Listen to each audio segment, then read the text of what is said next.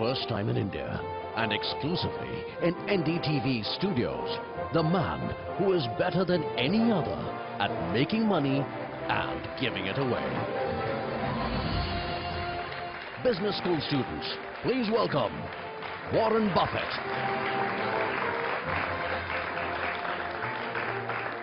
Well, there are times in your life when you are really happy to get to work and tap dance to work, like the gentleman I have here. And this is one of those moments when I'm really thrilled to be a journalist, because with me are a whole lot of students and the one and only Warren Buffett. And I must say that I'm equally very, very thrilled to have one of the most modest, humble, and good human beings that I've met, Ajit Jain.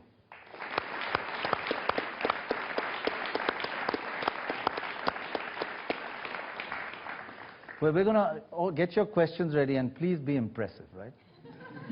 Short, sharp questions, and be tough. This is your one chance. Anything goes. Anything goes. He says, you can ask anything. But I'd like to while they're thinking, you gave an interview, a press conference, 3 hours after landing in India, and you said it's only 3 hours, and I really can't comment much. But you're a man who looks more than just the quantitative numbers, 8% growth rate, 10% growth rate. You have a qualitative feel. Well, You've been a little time here. What are your impressions of India? Well, it is much as I expected. I mean, I expected to see a booming economy, which I've seen. And our particular plant that I visited in Bangalore is just expanding very rapidly. But what I've had a chance to get to meet a lot of people, and I've made some new friends, and a few of them I've invited over to our annual meeting in Omaha. I told them be sure and vote for me if they come. But it's been nothing. It's been nothing but fun so far. But it's been a hectic schedule. It's busy, but I get paid by the hour, so it doesn't make any difference. Well, these kids, they tend to embarrass me because they're much more competent. I think, Ajit, you'll agree with me. This younger generation in India is much more competent than our generation. Is it the other way around in America, that the younger generation are a little, they've got everything they really need, they're not as hungry, so it's a reversal that you've got a great existing generation and a not so hungry new generation. We've got a dull old generation like us, but a really hungry young generation. I meet with, I'm going to meet with 48 schools this year, universities. A couple of them from outside the country, but 45 of them are from America. And I love it. I mean, but I'm seeing people that kind of remind me of myself when I look out there. They got lots of energy. They're smarter than I was, but they're looking forward to doing the same thing I've done. And they look at me and they think, my God, if he can do it, I can do it. It must be easy. When they look at Gates, they don't think they can do what he did. But when they look at me, they think, anybody can do that. Okay, let's take our first question. And you could ask either the two gentlemen here. The question is regarding the markets in India, the equity and the bond markets. So what financial innovations would you recommend for the Indian markets to be more developed? Where are you from? Can you just tell us? Okay, I'm from IIM Bangalore. Sounded like it, actually. Yeah. I really don't know your markets here that well. I mean, I look at individual companies, and if I find a business, what I like to do first is I like to value the business before I even look at its price. Because if I look at the price of the stock, it will have some impact on my valuation. I like to go in without having the faintest idea what the stock is selling for. And I look at a stock as a piece of a business, so it's what the business is selling for. So I look at the business first and value it, but I don't really care about a lot of innovations in a market. And in the end, I just want to buy a piece of a business that I feel has a good future, honest and able management, and buy it at the right price. And whether there's an option market attached or any of that sort of thing, it really has no impact on us. We're in the business of buying businesses. And we buy some of them in their entirety. We like to do that particularly, but some of them we buy part of. We own part of Coca-Cola, but we own all of 70-some businesses. When you say you don't even look at the stock market, how often do you look at the price of shares? I would say that I probably look at the price of Berkshire once every 2 weeks. That's something it. like that. Yeah, no, it doesn't make any difference. I haven't bought or sold a share for 40 years. So somebody said, when's a good time to sell Berkshire? I said, I don't know. I've never sold any.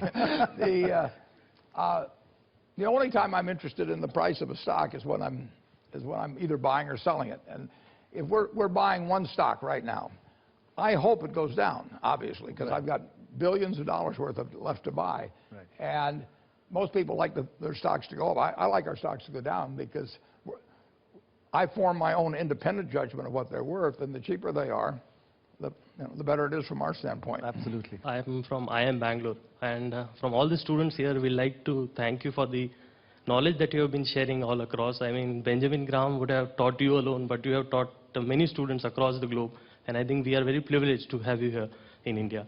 My question is regarding the moat that you talk about a lot of time, the same moat of Coca-Cola, the See's candies that you have bought. How do you identify them? I mean, it's easy exposed. Now you sit here, you say that Coca-Cola's moat is expanding. But when you bought it, there were a lot of suspicion whether the company will make it through or not. So how do you get the conviction to go out and buy a stock when the market is against you? Well, if you can't recognize the moat, it doesn't mean there isn't one there. It may mean just you can't recognize it, and then you go on to the next one. You don't have to buy any given stock. There's thousands and thousands and thousands of stocks trading just in the United States or on the New York Stock Exchange. And you don't have to be right on every one of them. You only have to be right on the ones that you buy. And so there are times when I can see that there's a moat around a product. Take Coca-Cola. I mean, if you've been selling a product since 1886, and every year you sell more than the year before, and finally you're selling, in terms of all Coca-Cola products, 1.6 billion 8-ounce servings a day, you've got a moat around that product. Now, the moat is partly the taste of the product itself, but it's also the association that comes to your mind. If I say Coca-Cola, everybody in this room has something in their mind about it. And what we hope at Coca-Cola is that it's something favorable. So we want to be around you when you're experiencing moments of happiness. So we are going to be at the Olympics and the World Cup, and we're going to be at Disneyland and all kinds of places where you're happy. And that, over time, will build something in your mind about a product. I can name 100 other soft drinks, and there's nothing in your mind about them. And that presence of mind, with billions of people all over the world having something favorable in their mind about their product, it's huge over time. We do have this candy company, See's Candy in California. If a 16-year-old in California buys a box of that candy and takes it to the girl that he's fallen for and presents it to her or to her family before they go to the movies, and she kisses him, we own him. I mean, forever. He is not going to try another product. That's a moat. And every day, with every product, the moat widens or narrows. And when our people that are selling See's Candy smile at a customer after standing on their feet for 8 hours, it widens the moat. If they snarl at them, it narrows the moat. So every single activity. And we look for businesses with very durable and wide moats. And if you name a company out of the blue, I can't tell you whether it has a moat or not. But all I have to do is be right about the ones I look at. And how much do you actually get involved in advising them on these aspects? Well, I send a letter to the managers, and I talk to them about widening the moat. I say, it isn't a question of the earnings per share this quarter or anything like that. Any business that has a widening moat is going to make a lot of money over time. And they are guardians of the moat. I say a great business is like an economic castle. And if you have an economic castle in capitalism, there are going to be a bunch of people who are going to try and take it away from you. So I need a knight in that castle, the manager, who worries about protecting that castle all the time. And then I want this moat around it. And I want that moat to get wider. It may be service. It may be better product design. All kinds of things. It can be what's in their mind about the product, a consumer product. But I want that moat to be widening. Right. And I want people to toss sharks and piranha, octopus, everything into that moat to keep away those competitors, because they're going to be coming. And our managers are charged with that. I tell our managers, pretend that this is the only business that you and your family can own for the next 100 years. You can't sell it, and you've got to make this one work. And that means every day thinking about what's going to make it a great business over 100 years. So Ajit, similar lessons to you.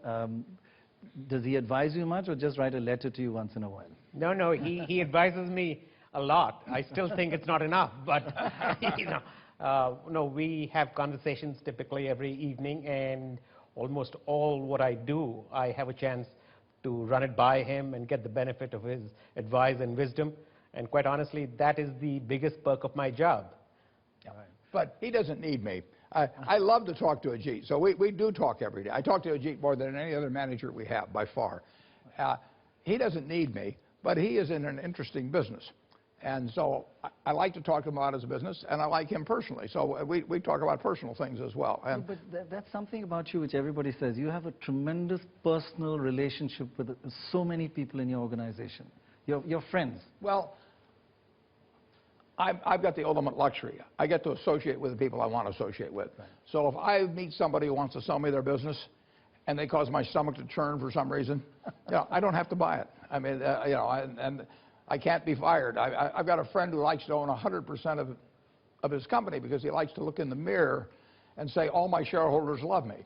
Well, I look in the mirror and I say, enough of my shareholders love me. So so I get to choose who I associate with. That's a terrific luxury in life. And yes. And so when I find Ajit back in 1985, and I mean, I feel like I've discovered a gold mine or something, and he's somebody that I'm attracted to personally. We're good friends.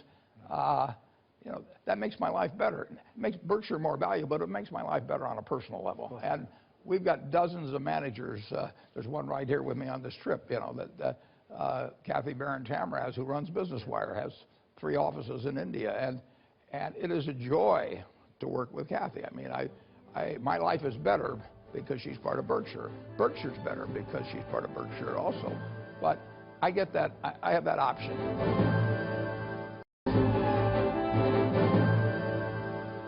I'm Shraddha Gupta from St. Stephen's. I'm studying economics there. A long time ago, I saw this talk where you'd given a talk at an MBA school, and you ran the students through an exercise where you asked them to choose a classmate in which they would invest 10% and another classmate on whom they would go 10% short. And you mentioned that Ben Graham did the exercise himself. So I was wondering if you ever did the exercise, and if yes, then which habits did you choose to develop and which ones did you choose to let go of? Well, if you look around you at the people you admire, they have certain qualities. I mean, you've got friends. Why do you like them? Generally, generally they have an upbeat attitude on life. Generally, they are generous people. They're humorous people. They're people that do more than their share. They're people that are thinking about something nice they can do for you. And all of those qualities attract you. And none of those are innate at birth. I mean, you can acquire those. And then there's other people that turn you off, and they have habits. They take credit for things they didn't do. They don't show up on time, whatever it may be. They're a little dishonest about things. And if you're looking at your life at a young age like you are, and you can choose what kind of a person you can be, why not be the person you admire rather than the person you can't stand? It's so simple. So just write down the qualities you like. Take your 5 best friends. Why do you like them? And just write down those qualities. And you will find there's no quality there that you can't have yourself. And similarly with the 5 people you can't stand to be around, put those things down that turn you off about those people. And if they turn you off about them, why should you possess them? It's so simple. It's not like something complicated that you think you should be learning with an advanced degree in school. It's not as complicated as investing in the stock market. No, but it's enormously important to have people work with you in life. Right. They're going to work with you in life if they like you. And they may occasionally, I mean, if you're in the Army or something, you may work for somebody that you don't like. But by and large, you're going to get the best out of people if they feel good about you. And it's just so easy, but you've got to develop the habits early, because you can't say I'm going to suddenly become a terribly attractive person when I'm 60. It just doesn't work that way. So pick up the right habits now. And I will guarantee you, if you actually just write down those qualities and think about it, you will find you can have every one of the attractive qualities, get rid of the ones that are negative, and your life will be different. That's really good and simple advice. But it's quite organized. Are you an organized person, like you write a list, or are you... Well, My boss, Ben Graham, I had this hero, one of my heroes, in school. And Ben Graham literally did that when he was a very young man. And I read about it, and then I talked to him about it subsequently. And the truth is, everybody liked Ben Graham. And it wasn't because he was smart about investments. It was because he was the kind of human being But, you know, you choose what kind of a human being you're going to be. And then other people choose whether to associate with you or not, or to be led by you. One of the great leaders in American business is a fellow named Tom Murphy that for many years ran Cap Cities. Every time I saw Tom Murphy, I felt to myself, what can I do for him? Because he'd done so much for me. And hundreds of people, his employees felt that way, his directors felt that way, his friends felt that way. And we still feel that way. Now, that is a wonderful way to go through life. People love the guy, you know. So, is he very organized? Is he very disciplined? Or is he kind of as wild as some of us are? He is very disciplined. There is no question about it. He is the most rational, disciplined human being that you can come across without letting the emotions come in the way in terms of making a... He sounds very emotional. He is emotional, he is sensitive at a very personal level, but by the same token, that doesn't come in the way of rationality. And that's a tough... You know, I don't think one needs to come at the expense of the other. You can be both emotional and rational. Very often, people make the mistake of trading one off against the other. And I think Warren does a great job of balancing both of them, and independently does a great job on each dimension. Right, amazing actually. This young man at the right in the front row here, yes. Mr. Buffett, my name is Norbert Sharma, and I'm a media student. I'd like to ask you, you have been a symbol of like immense success, but what is your greatest regret in life so far? You know, I really never, I feel I've been so lucky. I mean, here I was in 1930, you know, I could have emerged from any womb in the world, right?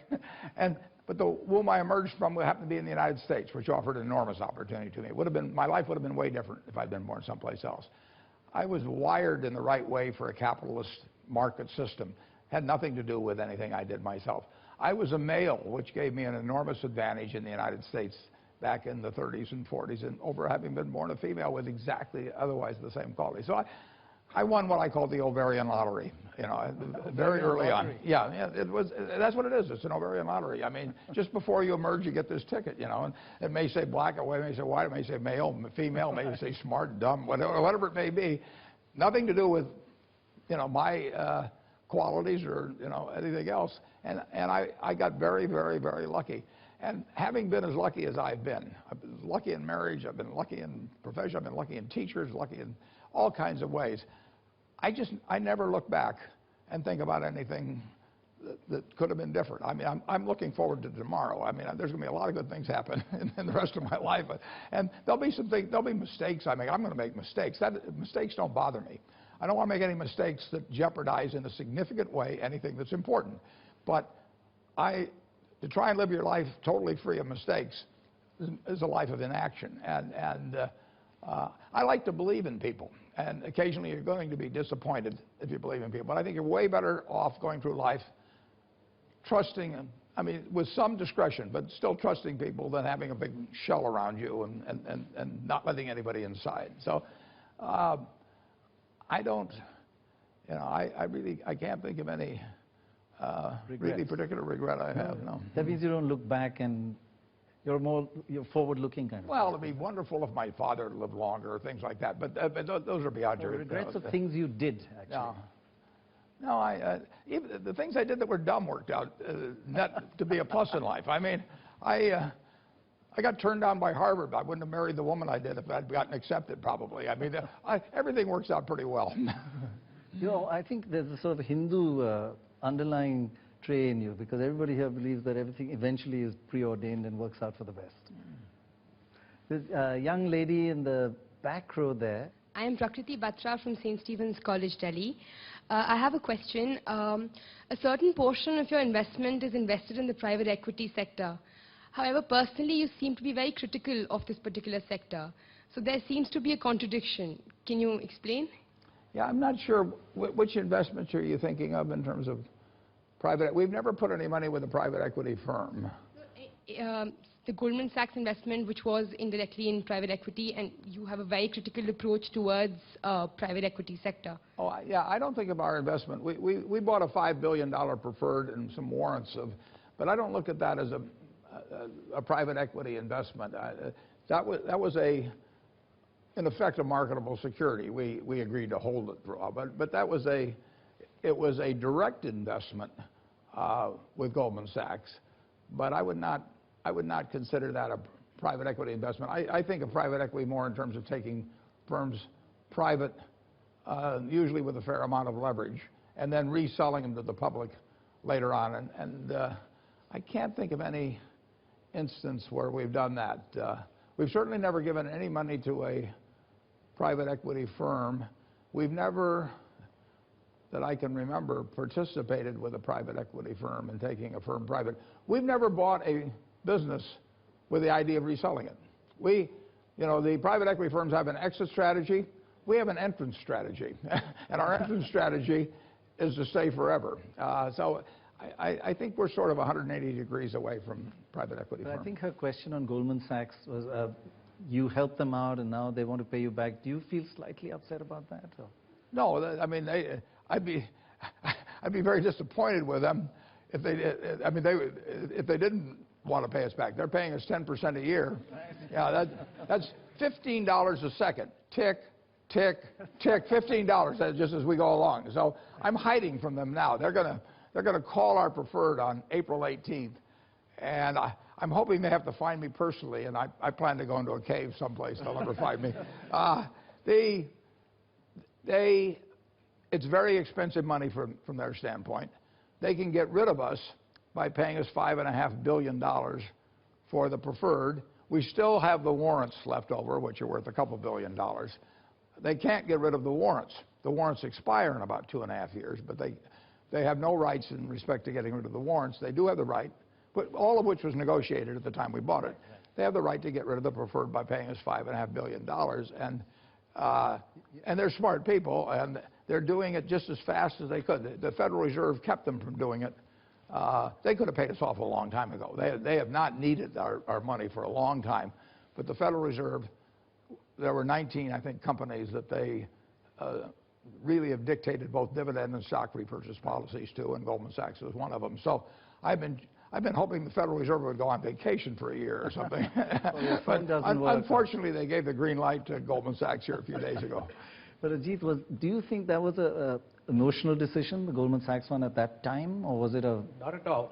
It was a very rational decision, calculated to the last decimal position. And like a lot of what we do, it was a win-win for both sides. Right. I mean, Warren made the comment it was very expensive money for them. Right. But at the time when the investment was made, I would submit it was a very cheap investment for them. They couldn't have gotten anyplace else in the world. Besides the fact they got the reputation factor working for them as well. The reputation helped a lot. Sure, sure. But even money, even that kind of money in the amount that was given to them at that point in time, I'm sure they could have never got on the same terms that Warren offered them. And once Warren offered them, everyone wanted to jump on the bandwagon. It's too late then. Yeah. But I don't think... Is that quite a responsibility when you invest and everybody says, my God, this must be a great stock. So you're not only investing for yourself, you're kind of sending a signal around the world. Well, we try to invest quietly. I am buying something right now in significant quantity. We're not going to talk about it. Now, we're legally required at certain points by the Securities Exchange Commission and perhaps other regulatory authorities as well, but that's the primary one. And we have to disclose certain things at certain times. And that is usually the point at which people find out what we've been doing. Yeah, we do not go around touting things we've done. Go ahead. I am Mohit from IIM Indore. Recently you talked about capitalism and the advantage of US in terms of that. So what steps should India take to reduce that gap between India and US? I don't know India remotely as well as everybody else in this room does. So it'd really be presumptuous of me to give advice. I give advice sometimes in the United States, and people think I'm way off base. So, but to talk about India or to talk about Korea, where we've been on this trip, I'm just not that well enough informed to offer you any good ideas. But do you feel that there is an entrepreneurial spirit here? Have you got that kind of... there's an entrepreneurial spirit. You felt that? Absolutely. When Ajit came in 1985, about 2 years later, I wrote his parents, right here in Delhi, I wrote his parents and said, if you have one more like him, send him over, because then I'll own the world. Hello,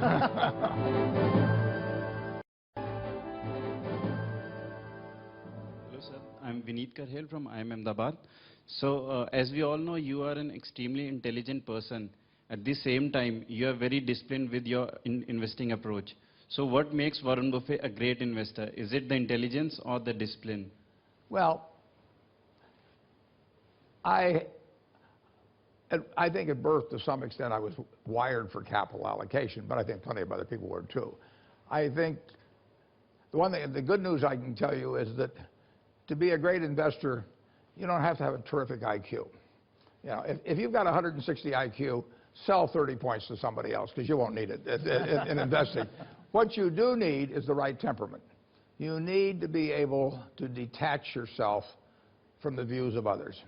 Or the opinions of others. You need to be able to look at the facts about a business, about an industry, and evaluate a business unaffected by what other people think. And that is very difficult for most people. I mean, most people have sometimes a herd mentality, which can, under certain circumstances, develop into delusionary behavior. I mean, you saw that in the internet craze and so on. So I would say that I'm sure everybody in this room has the intelligence to do extremely well in investments. They're all 160 IQ. Well, they don't need it. I'm disappointed that they haven't sold off some already. And the 160s won't beat the 130s at all, necessarily. They may, but I mean, they do not have a big edge. But the ones that have the edge are the ones who really have the temperament to sit, look at a business, look at an industry, and not care what the person next to them thinks about it. Not care what they read about it in the newspaper, not care what they hear about in television, not listen to people who say, you know, this is going to happen or that's going to happen. You have to come to your own conclusions, and you have to do it based on facts that are available. If you don't have enough facts to reach a conclusion, you forget it. You go on to the next one. So you have to also have the willingness to walk away from things that other people think are very simple. And that's, a lot of people don't have that. I mean, I don't know why it is. And I've been asked a lot of times whether that was something that you're born with or something you learn, and I'm not sure I know the answer. But temperament's important. That's very good advice, that to be detached from all the noise that's come. Yeah. So you shouldn't just go with the herd. If you don't know the answer yourself, don't expect somebody else to tell you. Okay. And if you don't know the answer yourself and somebody else says they know the answer, don't let that fact push you into coming to a conclusion about something that you just don't know enough to come to a conclusion on. So we are actually going to launch a campaign searching for a hero of the stock market. Not the well-known ones. Could be anybody here around the country, asking people to kind of assess things. What advice would you give anybody who wants to be India's hero of the stock market? Well, they just have to learn to value businesses. And if you can learn how to value a business and your value comes to X and it's selling for half X, and you know what you're doing, you're going to make a lot of money. You won't make it tomorrow or next week necessarily, but you'll make it at some point. And when you think about it, I'll talk in terms of the United States market, but you're looking at $20 trillion or something worth of stocks. You're looking at businesses that start with Abbott Laboratories and end up, you know, with some company that starts with a Z at the end. I mean, there's thousands and thousands and thousands of businesses. You don't have to be right on anything except one. And their prices change every day. If you look at the typical stock on the New York Stock Exchange, its high will be perhaps, for the last 12 months, will be 150% of its low. So they're bobbing all over the place.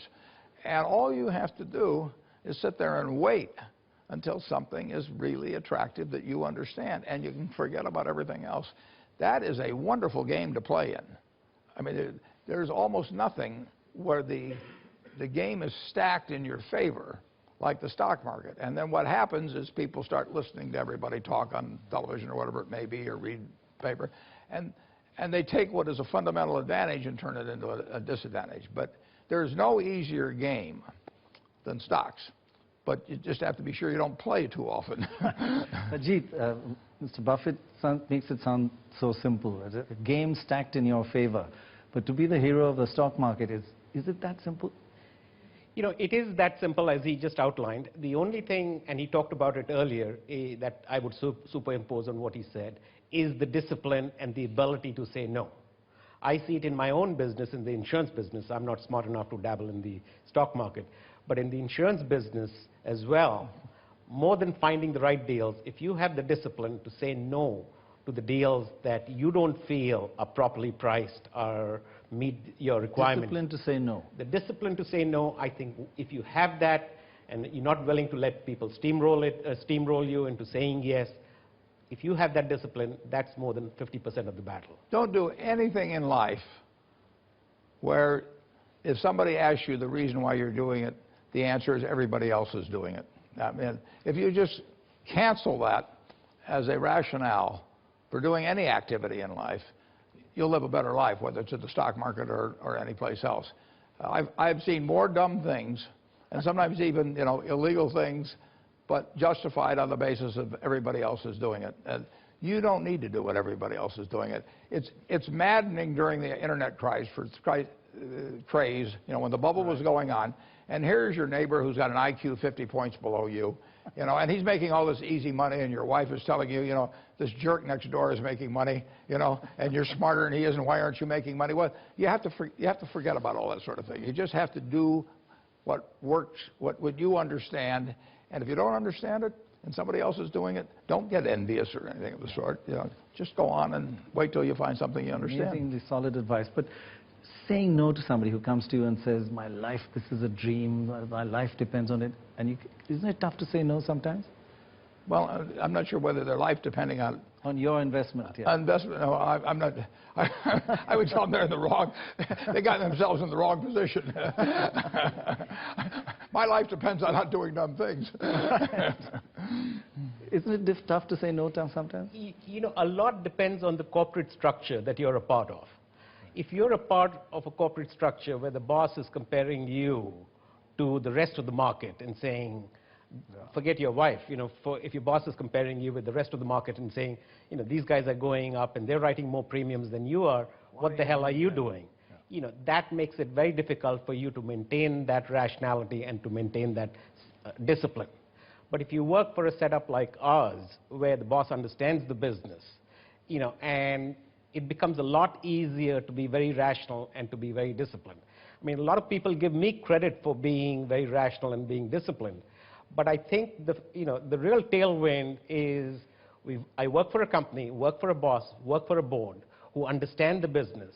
And they're not comparing me with the short-term performance of some of my competitors. They're looking at me on an absolute basis, which makes it easier for me to be disciplined and rational. If I call up Ajit and he hasn't done anything for a month and everybody else is writing a lot of business, I say, funny thing, I haven't found anything to do for a month either. That is the absolute true story. Yeah, absolute truth. Girl, yes, in the second row there on the left, yeah. I'm Fern Sharma from St. Stephen's College, and my question to you, sir, is despite being good friends with Bill Gates, we don't see you investing much in IT companies. Why is that so, sir?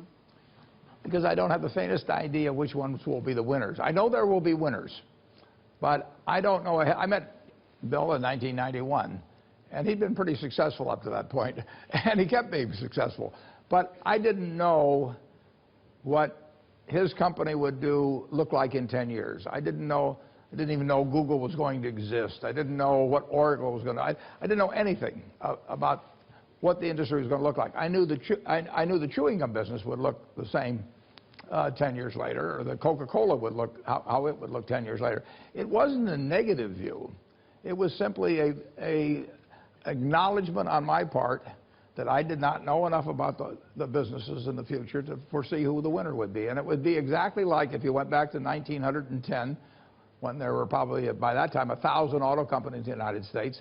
Ford was going to be enormously successful, General Motors was going to be enormously successful, and 900 and plus of them were going to disappear. And I wouldn't have known which one was going to be the winner. I know who's going to be the winner in certain businesses, And when I know it, I back it up big time.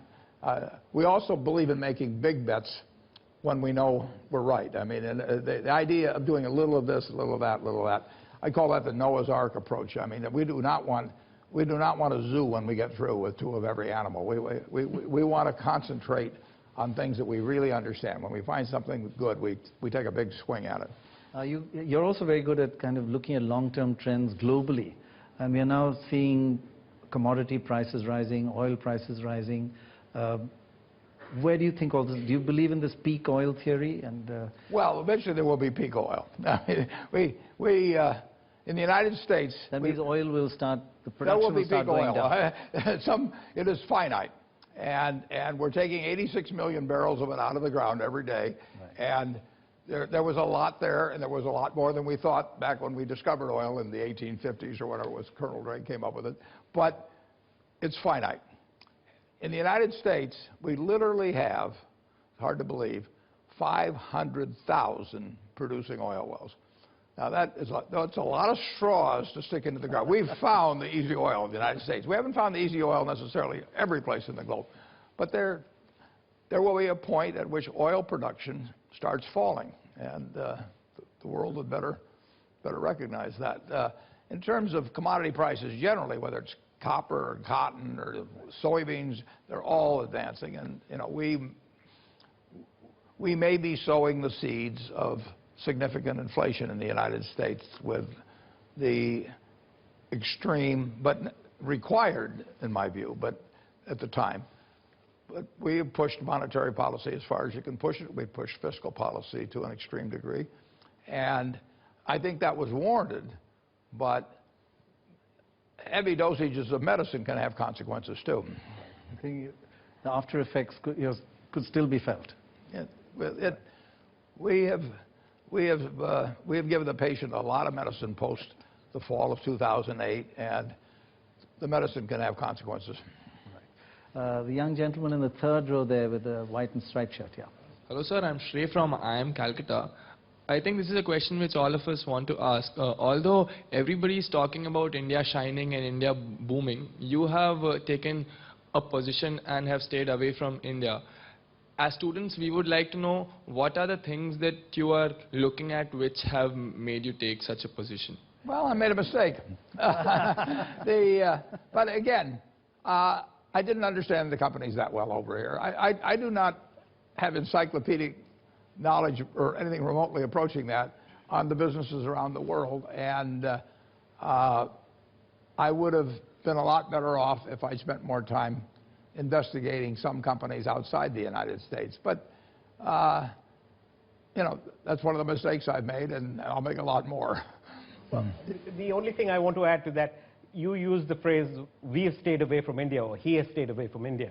I think India has stayed away from him more than he stayed away from India, because our investment, his investment style, is not so much as to identify a product market segment and then go in and zero in on that. It's more people serve him up with opportunities, and he evaluates those opportunities and then says yes or no to him. Unfortunately, we haven't had too many opportunities that have been served up to him that would be a win-win for both the person looking for capital and for him as the provider of capital. It's what Ajit said. I've never had a call from India in terms of that. That's amazing. Yeah, that's amazing. Yeah, I've never had a call from India. No. Now, I must confess, I have got a lot of calls from India, and I've not done as good a job as I should have in terms of sort of screening them adequately. But is this a mistake that's going to be rectified soon? When is the first big investment in India? Is it going to come at some point? You'll be the first to know. Well, is it going to come? It could come tomorrow. It could come a year from now. I don't know. That's what makes my job so interesting. If I knew what was going to happen every day, I wouldn't show up at the office. It's every day when I go to the office, something really big and surprising could happen. It doesn't happen most days, but it could happen, and it will happen from time to time, and that makes it a lot of fun. But generally, do you feel a little more confident after this trip that this could be a good place to invest? Well, I keep leaving my phone number all over. Now you'll be getting calls. Okay, we'll take a short break. When we come back, we'll try to find out a bit more about Warren Buffett's views on India and is he going to invest? He's skirting around that topic a bit, but we'll try and pin him down. We've got a lot of students who'll do that. That's in a moment from now.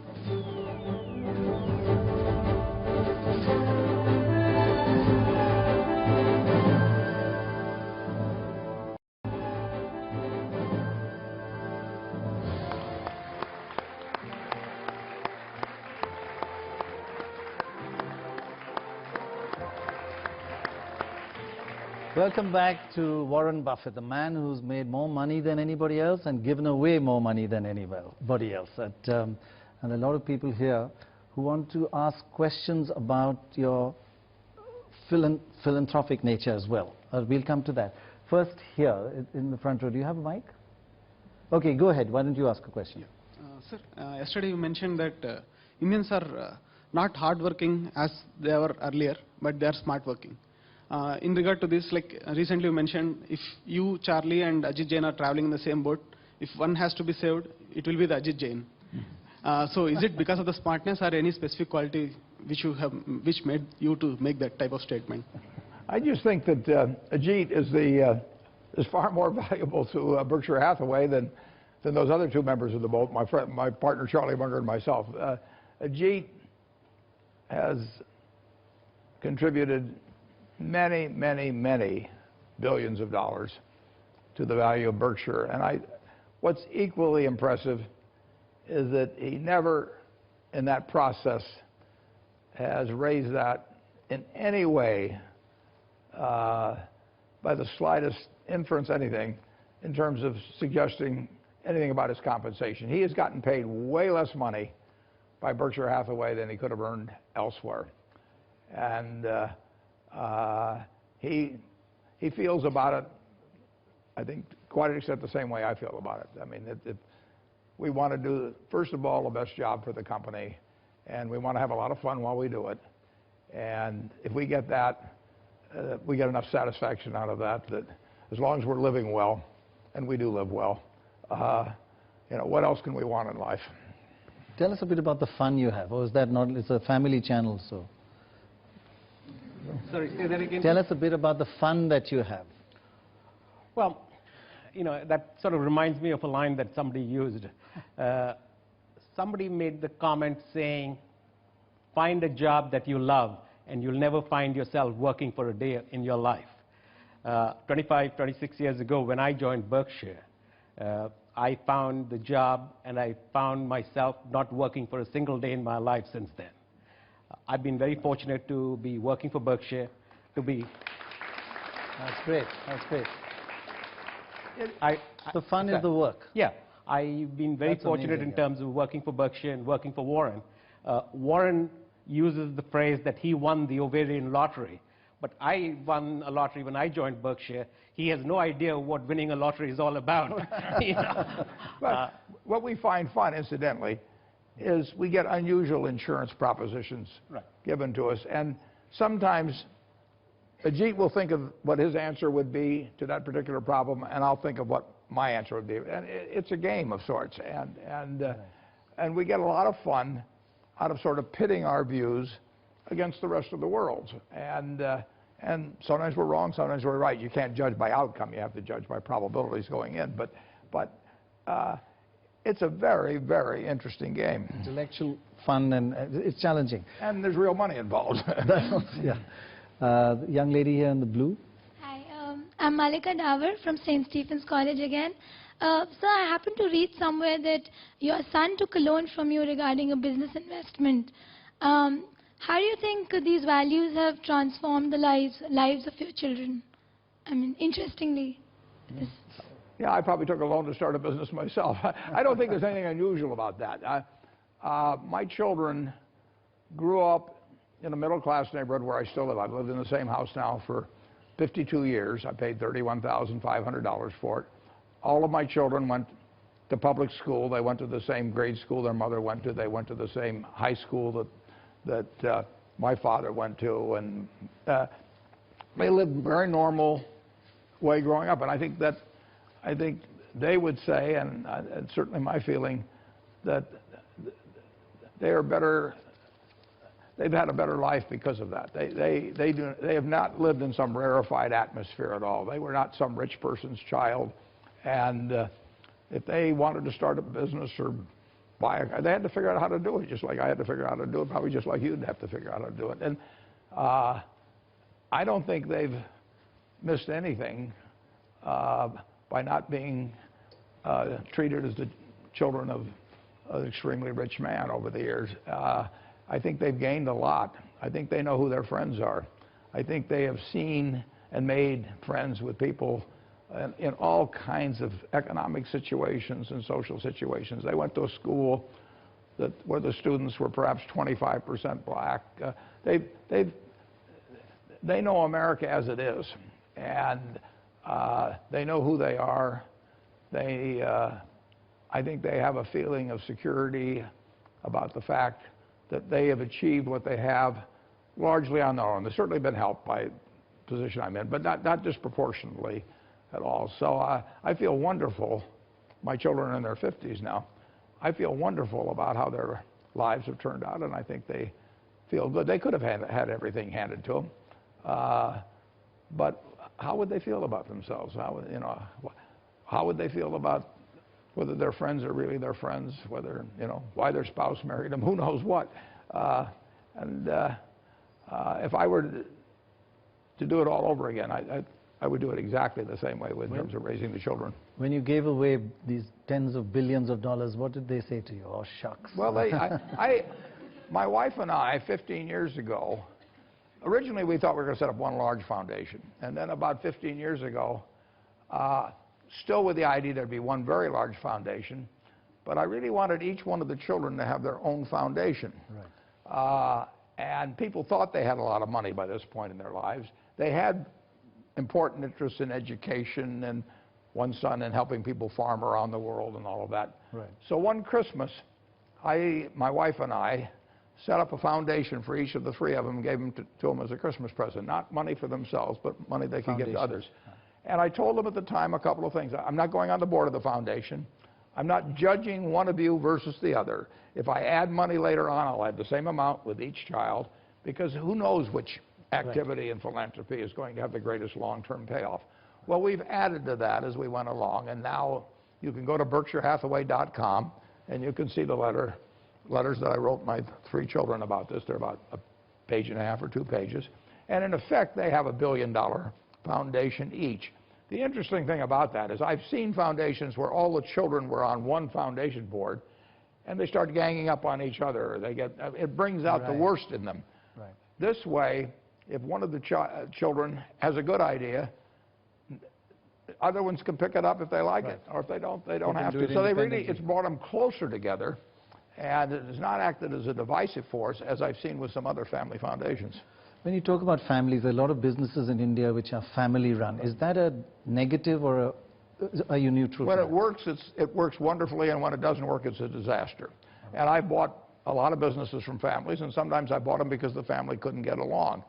But I have given the gift to my children that my father gave to me. My father said to me, he said, anything you do, I support. He says, you're going to be good at anything you do. I want you to do what you want to do. You don't have to do what I do. You're your own person. I have told my three children exactly the same thing. If they had wanted to come into the Berkshire Hathaway business, it'd been fine. But I do not regard, because I make a lot more money than they do, that does not make me a superior human being at all. I regard what they each do as fully as important in terms of their humanness as what I do. And they know it, and they do what they're best at. And I've given them some resources to do it on behalf of other people. Ajit, Indian family businesses is different from American families. It's a much closer relationship here. Do you look at that as a negative or a positive for Indian investment? I think it goes back to what Warren said. If they work brilliantly. And if they're a disaster, it's very dysfunctional. There are a lot of family businesses that have stood the test of time in India. So it's not a negative? No. On the contrary. You have to check each one. Oh, no, it can be wonderful. One of the best businesses we have is run by the third generation. And there's two boys involved. Now they brought in the fourth generation. It works wonderfully. They pull together as a team. They have a unity that you can't get unless you're really part of a family. On the other hand, I had a couple that sold me their business because the husband thought that one of the descendants should be running it, and the other one thought the other one should be. And they sold it to me, and they said, we don't want to break up the family, so you decide. Turned out neither one of them were any good, but that's another A young man in the front here, middle, front row. Sir, I am Naveen from IIM Lucknow. I have two questions for you, sir.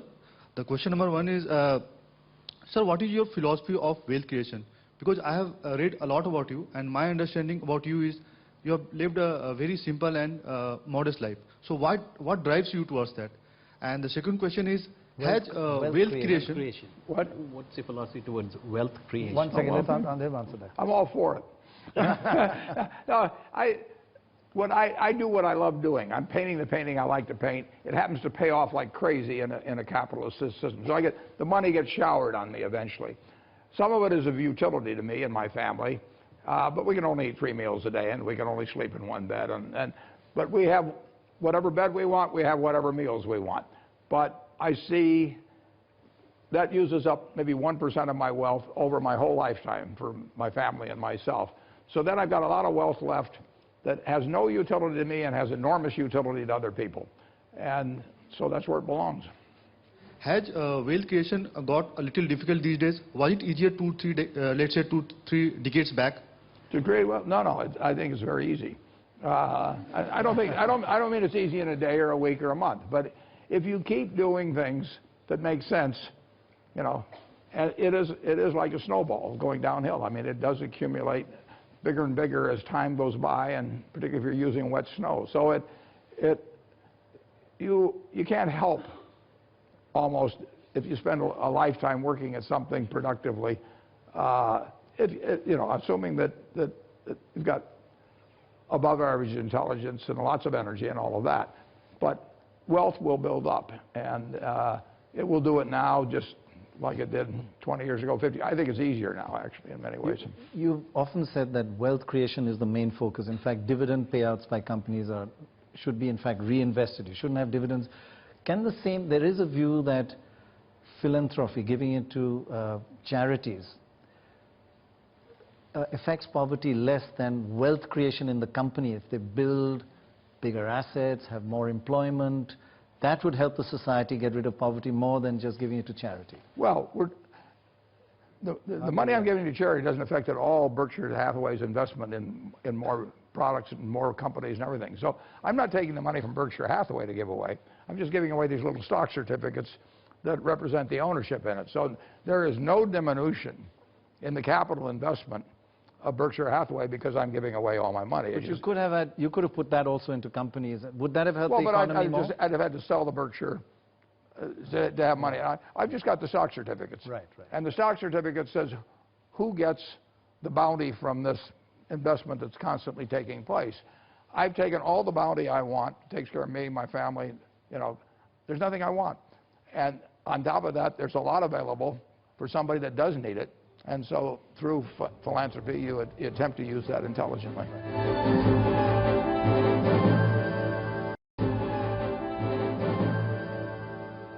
You had some questions for these young 160 IQ kind of people. We already told them that you've got 30 IQ too much, right? Just give it away, sell it, trade it. When I look at a group like this, I feel very good about the future. You know, I mean, these people are going to do things that I couldn't dream of doing. I mean, you know, for one thing, they've got more tools than I had. I mean, you've got the internet. You've got all kinds of communication tools. You can get good ideas faster than I could get in the past, and you're going to go out and do wonderful things. And I'll be cheering for you. How many of you are going to go into the stock market and want to be a Warren Buffett? That's about... I'll take a 10% royalty from all of you. That's about 50% or a little more, maybe 60, 65% of you. Any questions? Yeah, the young gentleman here. Hello, sir. I'm Naman Mittal from IIM Ahmedabad. My question is regarding a starting investor. An aspiring investor who's just starting out will always face cash crunch problems. So what should be the strategy be for a starting investor to counter that? And is it any different from a successful investor with a lot of money and liquid cash flow to invest? Yeah, when I started, I had way more ideas than money. I had $9,800 when I got out of school, and I was soon to get married and have children reasonably soon. So I had very little money, but I had lots of ideas. I just went through and looked at thousands of companies, and there were all kinds of things that stimulated me. Now we've got more money than ideas, so it shifts over at a point. But the young investor, I was having as good a time 60 years ago as I'm having now, but I'm having as good a time now as I had then. The adventure is where the fun is, and I did not think to myself, if I have $1 million, I'm going to be way better off than I had when I had 10,000, or if I have 10 million, I'll be better off than 1 million. The truth is, I've lived well all my life. I've never had to worry about where a meal was coming or what bed I would sleep in, and I've been having fun every day doing what I do. And that was true when I was 21, and it's true today. There's a question from the back row, the red, yes. Samriddhi Gupta from St. Stephen's College. So the Indian markets have been very volatile in the past. You're a long-term investor. So given the present scenario, do you suggest foreign investments in the Indian economy? Volatility is the friend of the...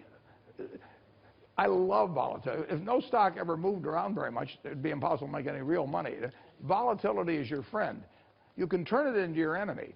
I mean, if you get worried when your stocks go down, or you feel like you ought to rush in and buy things because they've gone up, volatility is your enemy. But if volatility means that a very good company someday will sell at X, and sometime later it'll sell at 2/3 of X, and another time it'll sell at 1.5 times X, you will get very rich if you can just keep figuring out what X is. And volatility is what will enable you to make a lot of money. So anytime people get upset about volatility, they don't really understand the nature of markets and how they should be thinking about them. The more volatile the market, the more money we'll make at Berkshire. I have two internet questions. One which says, the people have written in, we asked them to ask you questions. There were thousands, but what exactly goes through your mind when you're actually making that investment? Well, if I drive by a McDonald's stand or a Kentucky Fried Chicken stand, I will automatically think to myself, what is this business worth? You know, and how many customers can walk in the door? What kind of gross margins can they have? How many people do they need? How likely it is that another chicken stand opens across the street? I mean, all of those things. And that's true of the chicken stand, and it's true of Google, or you name the business. I mean, it's all about evaluating the economic potential, the economic future of a given business. And most of them you don't know the answer on. But every now and then you run into one where you know the answer. But that's all business is. It's what Aesop said a long time ago. A bird in the hand is worth two in the bush.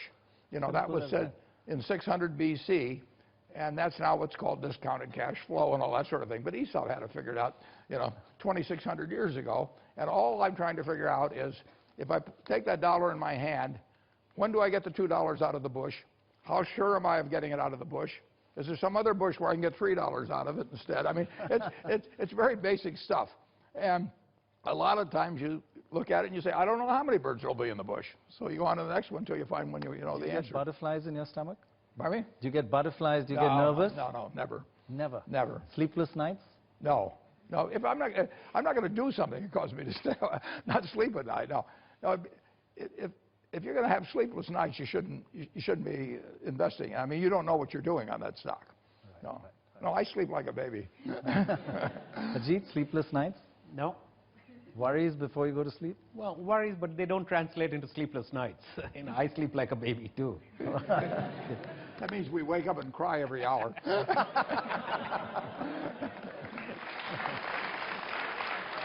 I think we'll take one last question on the left there. Smart young gentleman in the tie, with the tie, yeah. Hello, sir. My name is Siddharth. I am from IIM Lucknow. So my question to you, sir, is as a person and as an investor, how has the Warren Buffett of 25 years has changed from Warren Buffett of today? How much have I changed in the last 25 years? Very, very little. I like to think that anyway. If you take me out on a tennis court, you might find out I've changed quite a bit. But I am doing what I was doing then. I'm having the same kind of fun. I'm working with even more people that I like and really enjoy working with. So in a sense, that part has gotten better.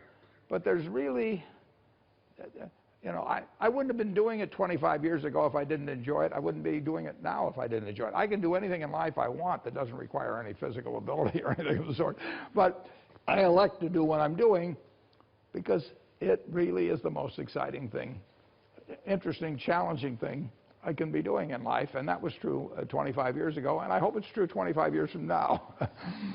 By the way, something which many of you may not know is extremely fit, works out a lot. Wouldn't you agree? As fit physically as mentally. That is absolutely true. Who are we talking about? About you.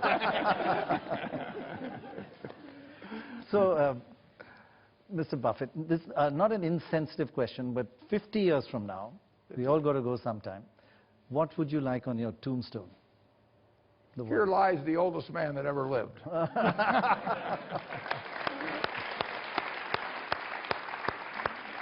that shows that you just love life, and that probably is the secret to your success. Well, thank you very, very much. Hasn't that been wonderful? Thank you. One thing to tell them before they go, you said that business schools teach them all the wrong things. What should business schools teach them? Well, it doesn't teach them all the wrong things, but it's important, if you're going to be in investing, there should be a course in business school that says how to value a business. Right. That's great. Well, thank you all very much for your questions, and take care of those 160 IQs. Thank you, Ajit. Thank you, Mr. Buffett. Thank you. Thank you, everyone. Bye-bye.